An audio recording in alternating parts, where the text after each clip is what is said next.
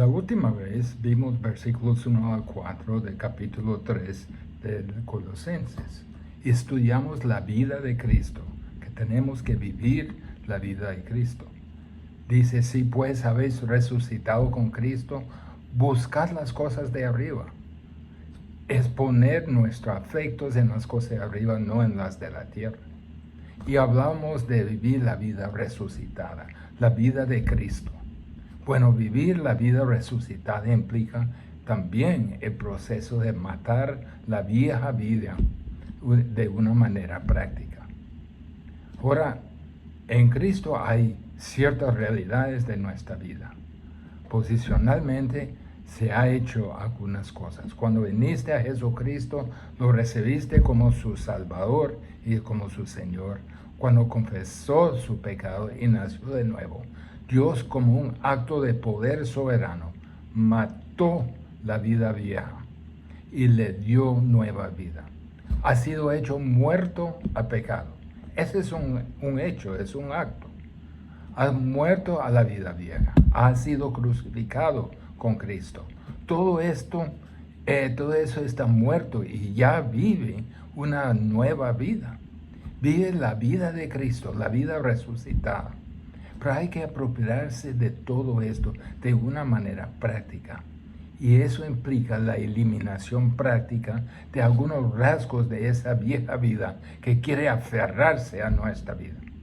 A lo largo del camino, Pablo sigue diciendo, Cristo es todo. Usted está completo en Cristo. Nada más te llevará a la salvación. Ninguna otra cosa se conducirá a la espiritualidad sino Cristo. Se ha dado cuenta, que Él se ha dado una vida nueva. Ahora, vívalo. Corta las cuerdas, el cordón que lo amarra a la tierra y vive la vida de Cristo. Deja que su práctica coincide con su posición. Pero usted dice, Pablo, ¿cómo vivo la vida de Cristo? ¿Cómo tomo realmente esas tremendas verdades acerca de Cristo? La tremenda realidad de que Él es todo lo que necesito, que soy suficiente en Él. ¿Cómo lo hago que funcione? Y Pablo empieza, dice, a matar algunas cosas de su vida. Empieza a matar, diciendo no a mí mismo, no al deseo propio, no a las cosas del mundo. Todos los días que vivo. Y usted puede estar en Cristo por herencia, y usted puede estar en Cristo por derecho, pero usted nunca caminará realmente con Cristo hasta que usted comience a matar algunas cosas de este mundo. Vamos a ver versículo 5 de Colosenses 3. Dice, haced morir pues lo terrenal en vosotros. Pablo está diciendo, mátelo. Llega a punto en su vida en que se compromete definitivamente con estas cosas de que van a morir. Lo va a sacar de su vida.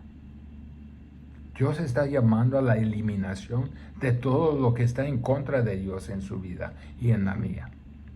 En Romanos 8:13, Él dice esto, porque si vivís conforme a la carne, moriréis. Mas si por el Espíritu hacéis morir las obras de la carne, viviréis. Yo quiero decir con matar no es matar a cuerpo, como algunos maltratan a cuerpo.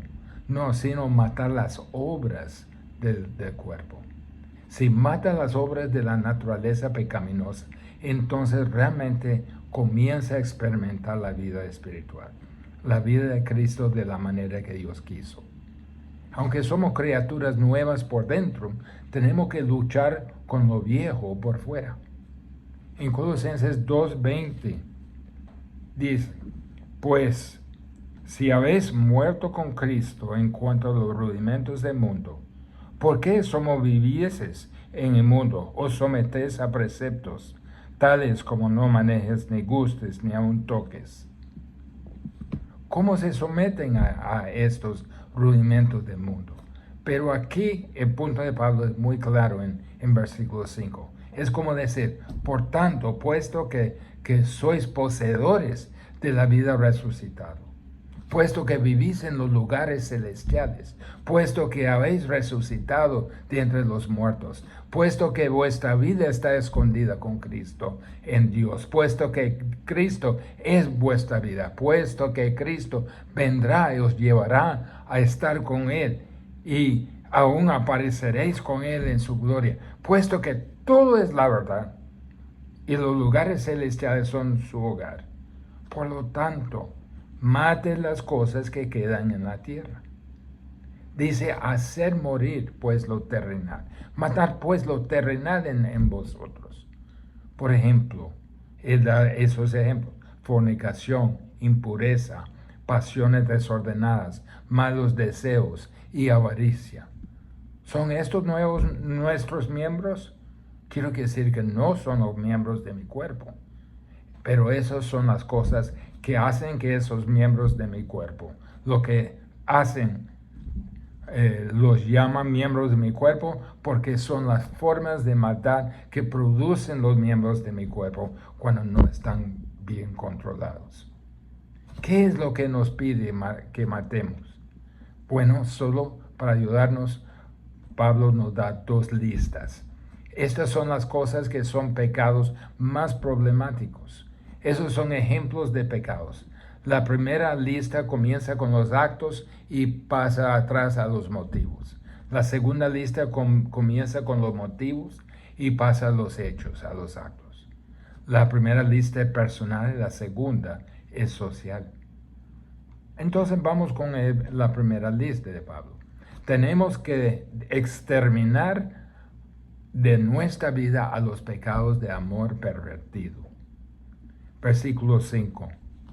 Esas son las cosas de la carne que tenemos que matar en nuestra vida. Son personales, son pecados pasionales. Están relacionados con el sentimiento. Se mueve desde el pecado mismo hacia atrás al motivo. Fíjese en la secuencia. Miren lo que dice. Hacer morir lo terrenal en vosotros. Hacer morir lo terrenal en vosotros. Fornicación, impureza, pasiones desordenadas, malos deseos, avaricia, que es idolatría. Fíjese en la secuencia. Primero tiene la acción malvada. La fornicación significa pecado sexual. La mala acción ocurre a causa de la inmundicia. La inmundicia significa un afecto impío. Un afecto impío proviene de un corazón pervertido y apasionado. Y eso es lo que significa el afecto desordenado y deseo malvado. Y todo eso sale del núcleo de ser un hombre que es codicia. Es decir, que el hombre siempre está queriendo lo que está prohibido. Y todo eso realmente se reduce a que el hombre es idólatra, porque cada vez que dice, quiero lo que quiero, no importa lo que Dios diga, se está adorando a sí mismo en lugar de adorar a Dios. Así que va todo el camino hacia atrás. Vamos uno por uno. Debemos primero exterminar la inmoralidad de nuestra vida. Ahí está la palabra fornicación, la palabra para pecado sexual. Es donde obtenemos nuestra palabra pornografía, una imagen o un escrito sobre el pecado maligno, el pecado sexual. Se refiere aquí a una acción. Básicamente, la inmoralidad se refiere a las relaciones sexuales ilícitas. Ese es el significado básico, pero cubriría cualquier tipo de acto sexual prohibido, cualquier tipo en absoluto. Es malo en este reino de Dios. Si estudias las Escrituras, puede ir hasta el final y siempre rastrear la actitud de Dios hacia ese pecado. Es malo, es prohibido.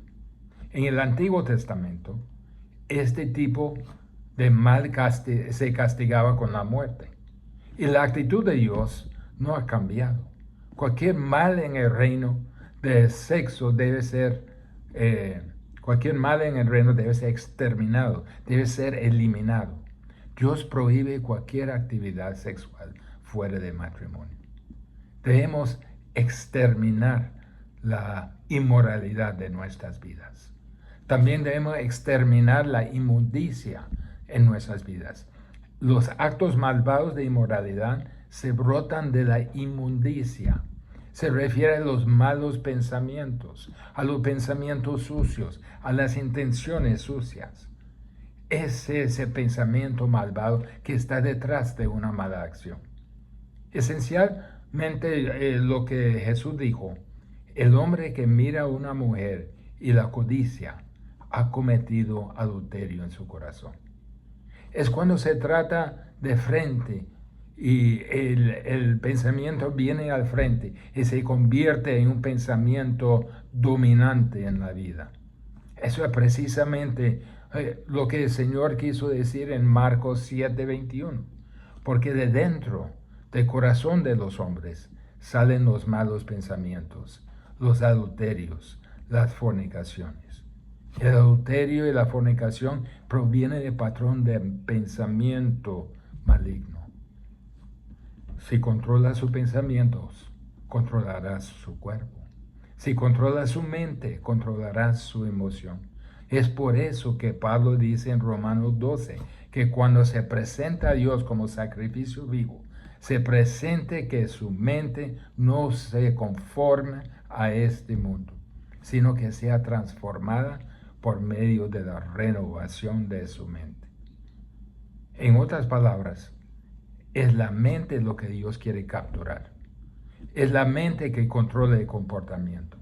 Y así los malos pensamientos producen el pecado, así como los pensamientos justos producen obras justas. Es por eso que en Filipenses 4:8 simplemente dice, todo lo que es de buen nombre, si hay virtud alguna, si algo digno de alabanza, en esto pensad. Y es por eso que Colosenses 3:16 dice, la palabra de Cristo more en abundancia en vosotros. Deje que la palabra de Cristo sea la influencia controladora en su mente. Debemos exterminar la inmoralidad de nuestra vida. Pero también detrás de eso debemos exterminar la inmundicia en nuestras vidas. Y ahora, después de esto, debemos exterminar las pasiones desordenadas, los malos deseos en nuestra vida. El pecado sexual viene de los malos pensamientos. Las pasiones y deseos activan estos malos pensamientos. Afecto desordenado o pasiones desordenadas se refiere a la pasión sexual de una manera más oculta, mientras que los malos deseos son más intensos. Entonces, simplemente está diciendo eso, que el deseo sexual oculto se convierte en un deseo sexual activado, crea los malos pensamientos que crean las malas acciones. Y así vemos en nuestra sociedad, una sociedad de personas impulsadas por la pasión, impulsadas por el mal deseo, el deseo de una mala satisfacción. En lo profundo del corazón depravado de un hombre hay una pasión ardiente. Esa pasión ardiente se aviva, ese mal deseo se despierta, crea un pensamiento malvado que crea una mala acción. No tiene forma de contenerlo. Siempre es ese deseo maligno ardiente el que genera cualquier pecado. Para la persona que no conoce a Cristo, no tiene cómo contenerlo. Pero eso no tiene cabida en la vida de un cristiano. Debemos eliminarlo exterminar las pasiones desordenadas y los malos deseos. Y debemos exterminar la codicia de nuestra vida. Codicia tiene la idea de querer tener más. Significa tener lo que no es tuyo. La codicia es desear lo que está prohibido. Un deseo insaciable. Jesús considera que el corazón codicioso era la raíz de la que proviene la mala acción. Y lo que realmente la codicia dice es idolatría. En su vida mientras vive o adoras a Dios o se adora a sí mismo. Si realmente adora a Dios como Dios, entonces diría, Dios, ¿qué te agrada? Dios dice, esto me agrada. Y usted dice, sí, Dios, y eso es lo que haré. Pero si se adora a sí mismo, dice, yo, ¿qué te agrada? Y uno mismo dice, yo quiero esto. Y usted dice, pero Dios dice que no. Y eso está prohibido. Pero el yo dice, no me importa, quiero eso. Esa es codicia. Ese es adorar a sí mismo. ¿Ves algo? Lo quieres, no lo tiene. Y así lo desea y lucha para conseguirlo. Se inclina ante el santuario de su propio yo. Y a partir de eso, de la codicia profundamente arraigada, se genera el deseo maligno, que se enciende un pensamiento malvado y genera una mala acción. Se adora a sí mismo. Se establece a sí mismo como el que debe ser satisfecho. Se pone sobre el trono de su vida a sí mismo como el que debe ser adorado, a sí mismo como el que debe ser homenajeado, y cometes ese pecado. Cada vez que pecas, vuelves a la misma rutina. Usted ha elegido a sí mismo por encima de Dios. Y hermano, eso es idolatría. Cuando Dios dijo, no tendrás dioses ajenos delante de mí, se incluyó a usted como uno de esos dioses, que no hay otros. Codicia es la raíz, es el meollo del pecado. Si va a matarlo, no se limita a golpear las ramas. No toma su machete y solo quitar alguna rama aquí, otra rama ahí. Es solo tratar con las síntomas. Ve a raíz de ese trato, que básicamente es establecerse a sí mismo como alguien a quien adorar por encima de Dios. Tiene que tratar con la raíz. Y yo vuelvo a decir, todo pecado viene de esa fuente negra. Todos. Y no es interesante que un sacerdote dijo, un sacerdote católico, dijo que en toda su vida nunca escuchó a nadie confesar su codicia. La gente no ataca el raíz. Es idolatría. Es adoración a uno mismo. Adorar el sexo, adorar el dinero, adorar el poder, adorar la ambición, adorar cualquier cosa. Así es adorar a lo que uno quiere. Es adorar a sí mismo. Y lo que codicias, ese es su ídolo. Tiene que lidiar con el hecho de que quiere adorar a Dios y quiere para su vida exactamente lo que Dios quiere y nada más. Usted dice, ¿cómo se mata la codicia?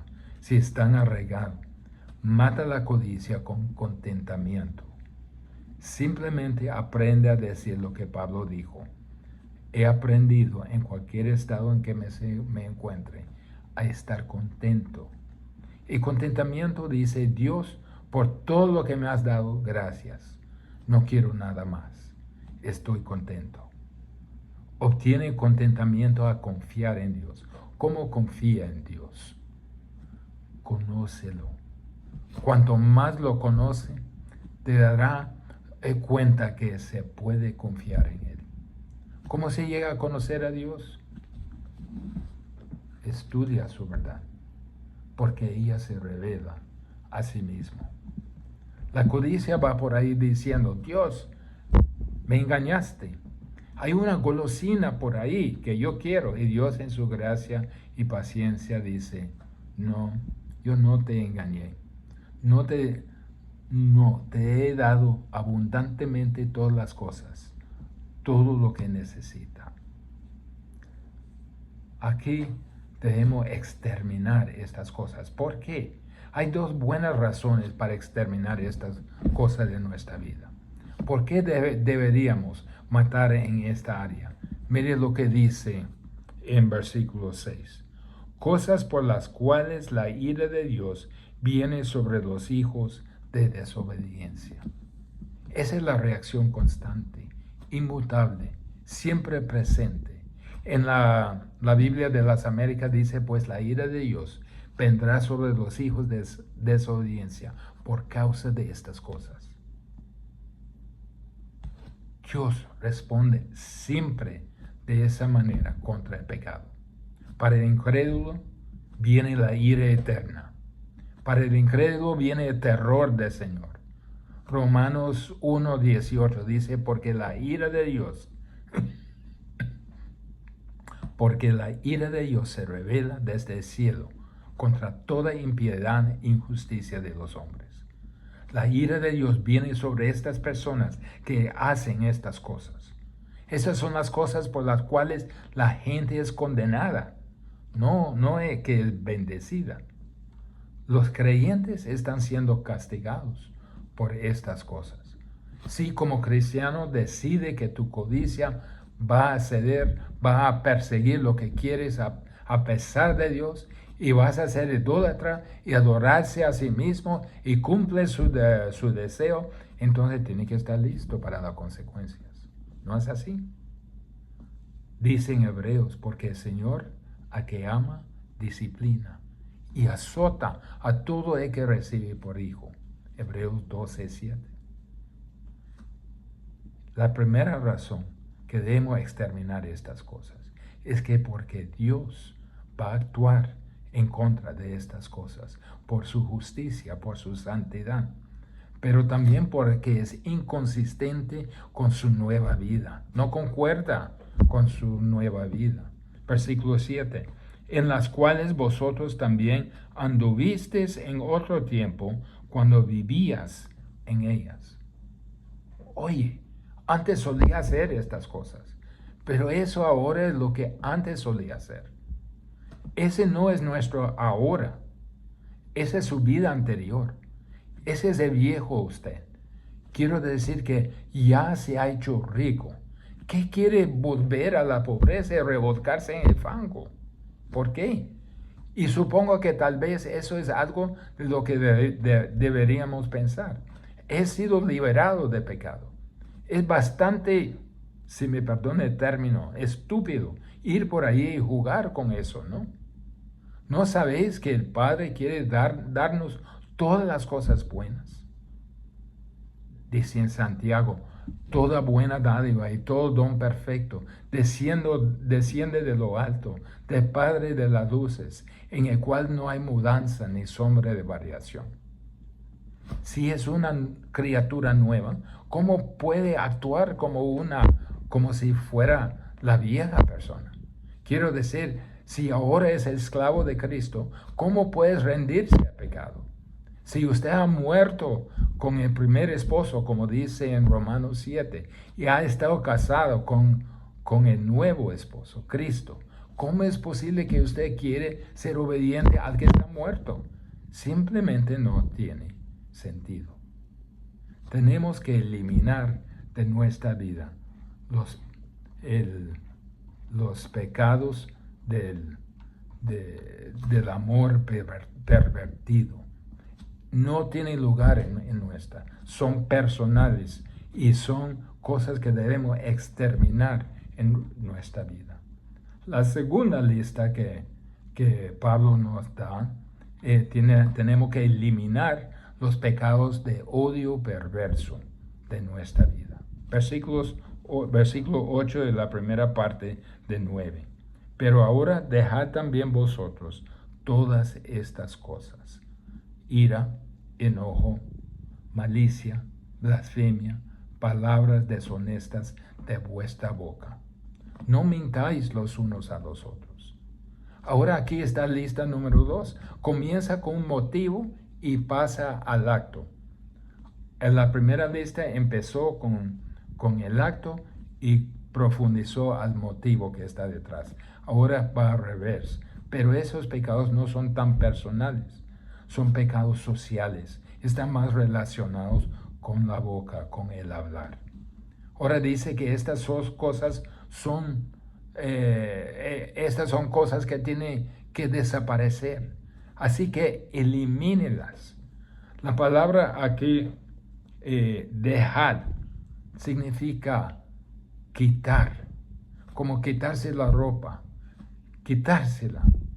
Y lo que está haciendo es como lo haría un hombre a final de día que está trabajando en el lodo, en la sucia, llega con la ropa sucia. Así debe desechar los harapos de su antigua vida.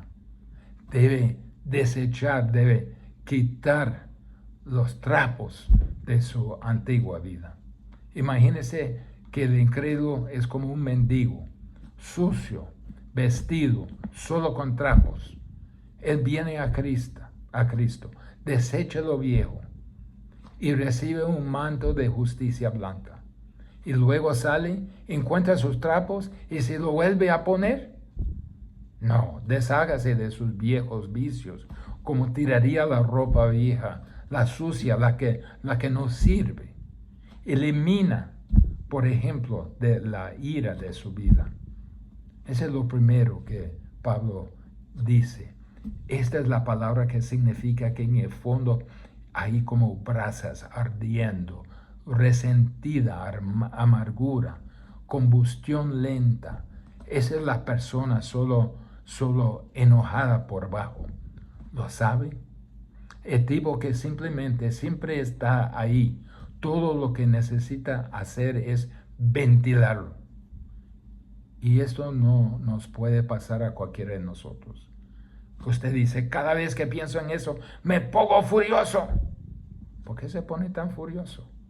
Porque ha estado ardiendo debajo de la superficie algo todo el tiempo. La mayoría de la gente vive con un resentimiento básico. Creo que carga con una especie de sensibilidad a ciertos temas. No sabe por qué le molesta tanto, no lo va buscando, pero siempre que se menciona provoca una respuesta molesta. Anda ardiendo debajo de superficie.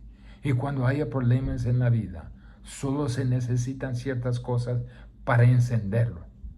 Y una de las cosas que Cristo quería hacer en su vida es que usted lidie con este descontento básico. Elimine la ira de su vida. Sigue aquí en el versículo. Dice, enojo.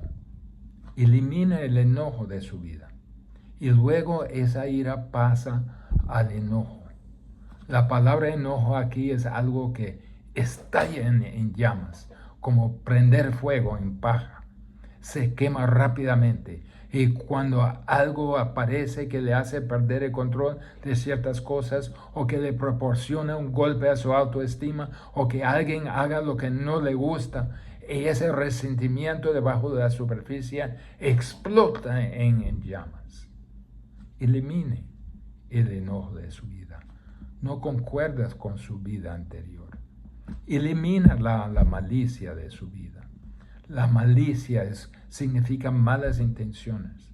Es la forma particular de responder a esa explosión de llamas en su vida. Es una forma particular de maldad que se manifiesta y una interpretación maligna de las acciones de los demás, atribuyéndoles todos los peores motivos, determinado de pagarlo de la misma manera que percibe que lo están tratando a usted. La ira, enojo, la malicia, las malas intenciones, pero después elimine la blasfemia de su vida. Mire lo que dice en versículo 8. Las blasfemias de la boca salen ahora. Dice también junto con eso palabras deshonestas. De la boca sale. Ahora esa palabra sería mejor traducido calumnia. En relación con Dios, esta palabra se traduce blasfemia. En relación a los hombres, a menudo se traduce como calumnia. Pero mire, es casi igual. ¿Sabe usted que cada vez que calumnia a un hombre, está calumniando a Dios? Cada vez que va, por ejemplo, conduciendo por la carretera y alguien frena de repente delante de usted y usted dice, ¡ese idiota estúpido! Oh, momento, Dios hizo a ese idiota estúpido. Lo hizo a su imagen. Es necesario comprender la dignidad de los hombres. No le imponga su amargura y su odio a él como si eso fuera correcto. No está bien. Las personas deben ser consideradas con dignidad porque están hechas a la imagen de Dios. No bendiga a Dios por un lado con su boca y maldiga a esas personas hechas a su imagen. No vayas por ahí llamando tontos a la gente, usando términos despreciativos. Ese menosprecio está menospreciando a los que están hechos a la imagen de Dios. Santiago nos da, Santiago 3:9, nos da esa misma advertencia. Con ella, con la boca, bendecimos a Dios y Padre, y con ella maldecimos a los hombres, que están hechos a la semejanza de Dios. En un extremo, decimos, oh, bendigo al Señor, alabo al Señor, a salir por la puerta este estúpido torpe. Momento, ¿qué estás haciendo? Elimine la calumnia, la blasfemia de su vida. También elimina, saca la comunicación sucia, las palabras deshonestas, la conversación obscena de su vida. Eso es lo que significa aquí. Significa lenguaje obsceno. Es lo mismo de lo que se habla en Efesios 4:29. Ninguna palabra corrompida salga de vuestra boca, sino la que sea buena para la necesaria edificación, a fin de dar gracia a los creyentes. Palabras podridas. Ese tipo de conversación sucia que ridiculiza, que es despreciativa y calumniosa en sí mismo, degrada al cuerpo humano, degrada al hermoso, encantador diseño de Dios, lo convierte en algo sucio. Efesios 4:29 dice, si va a decir algo, diga lo que es edificante, diga lo que es necesario, diga lo que es misericordioso, o mantenga su boca cerrada. Diga lo que sea edificante, necesario, amable, y no diga más. No hay razón para una comunicación sucia. Elimínenlo. Sáquelo como saque los viejos trapos de su cuerpo. Y al final dice, dejen en versículo 9 de la primera parte, no mintáis los unos a los otros. Dejen de mentirse unos a otros. Mentir es un problema desde el principio de la creación. Es un problema. Comienza en Génesis y se encuentran todas las mentiras en la Biblia. Hago un estudio y luego dígame dentro de 3 años cuántas hay. Yo me quedé viéndolo en el principio y lo dejé antes de salir de Génesis. Tantas veces que ocurrió. Satanás mintió al engañar a Eva. Adán y Eva le mintieron a Dios, tratando de evadir su responsabilidad. Caín le mintió a Dios acerca de su hermano. Abraham mintió acerca de Sara. Sara mintió al ángel. Sara mintió al rey de Gerar. Isaac mintió negando que Rebeca fuera su esposa. Rebeca mintió en la conspiración contra Esaú. Y yo digo, ya, suficiente. Ni siquiera he pasado por todo de Génesis. Y ahí está toda la mentira. Hombre, diga la verdad. Si los creyentes no pueden decir la verdad, ¿quién en el mundo puede hacerlo? Pablo se horroriza de que un cristiano diga calumnias, que un cristiano hable cosas sucias o que un cristiano mienta.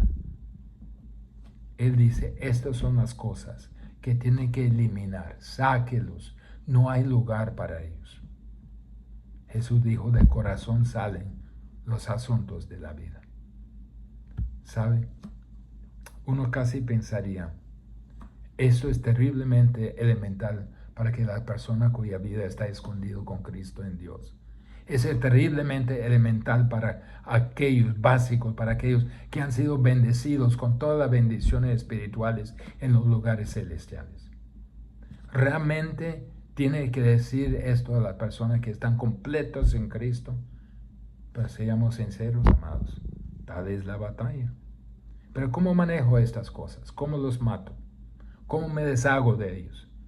Bueno, ¿cómo se mata al pecado? Número 1, matarlo de hambre. No la alimentes. En otras palabras, alimente su mente con otra cosa. No la alimente con basura. No alimente su ira. No alimente su resentimiento. No alimente su deseo sexual. No alimente su codicia. Cuidado con lo que pasa por sus ojos. Que se muere de hambre. No lo alimente. No lo alimente en ninguna de esas áreas. No alimente su codicia. No alimente ese resentimiento. No le dé nada de comer. Eso por un lado. Por el otro, lo desplaza con gracia positivas. Vierte su mente en la palabra de Cristo, las cosas que son buenas, las cosas que son correctas. Eso marcará la diferencia. Señor, tanta necesidad que hay en nuestra vida de eliminar de nuestras vidas los rastros de la vida vieja. Señor, dependemos de ti. Y ayúdanos, Señor, a eliminar de nuestras vidas para que podamos vivir la vida de Cristo. En nombre de Jesús.